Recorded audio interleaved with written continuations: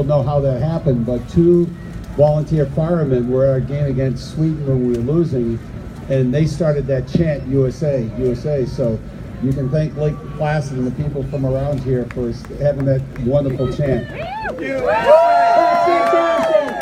How important was it? Let's talk a little bit about the political climate of 1980 and how important it was for that win for America. I think it was really important. But as you look around and you skate around this oval, just think of Eric Heiden, who had this whole town going crazy, and he won 5 Olympic gold medals. Isn't that incredible? It's incredible! And it's right, and both are here. Listen, I gotta tell you, we've been part of Team USA Winterfest, presented by Hershey, has been all over the country for the last several weeks, bringing the Olympic and Paralympic Games, energy and spirit to everywhere. And to know that we are finishing up in Lake Placid, and that we're going to be, both you and Eric Heiden here today, has just been a thrill. And I know all these people are so excited that we can celebrate everything Lake Placid and Team USA. Well, talk a little bit about the importance of what you learned as a person during that time. Well, I think the biggest thing is, the Olympics are about dreams. And as I look around and I see all these young men and women, young boys and girls, it's anything is possible. And Lake Placid has this purity about it, that when we came here as a team, the town, it was a spirit that really supported us. So I really think the reason we were able to win was because of the support we had from everybody here in Lake Placid. And as the games grew on and we started to win and people started to believe, this town became electric. And if you look at every rooftop here, it was with people standing on top of it and cheering and being really proud of our country. And the Olympics are about representing not only yourself and your sport, but really your country and your flag. And so when I come back here, I think about our country, our flag, the chant, and how lucky it is that you people get to experience this area, because it's a really special spot. Absolutely. And now you have a thing that's called Gold Medal Strategies is your business, where you talk about life lessons and business lessons that you learned through the sport of hockey and through this experience with the Olympics. How important is that to be able to have that as a background for what you do now?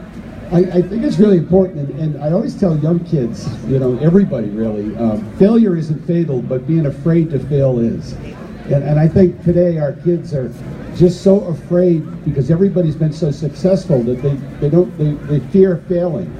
And that's where you learn the most. So I think Gold Medal Strategies is a time where I get to go out and really explain to people, it's not that everybody doesn't fall down, it's how quickly you get up. And then you start your goal all over again. And I think it's really important that people just have community. And when I come back here, I think of community and everybody here who is so supportive. And then dreams. But all the young people that are out here, it's easy to have dreams, but then they have to become goals. So your dreams have to become goals. And once you have goals, then you have to make the commitment that it takes to do that. And so when our team came here, we were all individually successful, but we had to learn how to be collectively successful. And that is when you can do something epic. And our win in Lake Placid was pretty epic. It was pretty epic. It was pretty epic. So speaking to that for just a quick second, you're talking about coming as individuals and then becoming a team. Talk a little bit about Herb Brooks, your coach, and maybe it didn't start off as good as everybody wanted, but that was, I think, part of his strategy to put you together as a team.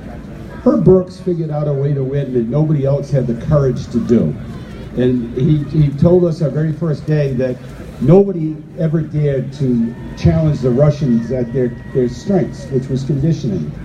And I don't know if you guys have seen that hill down the street there as you head up to the Crown Royal, but try running up that and down that every day. And that's what Herb had us doing. So conditioning became a big part.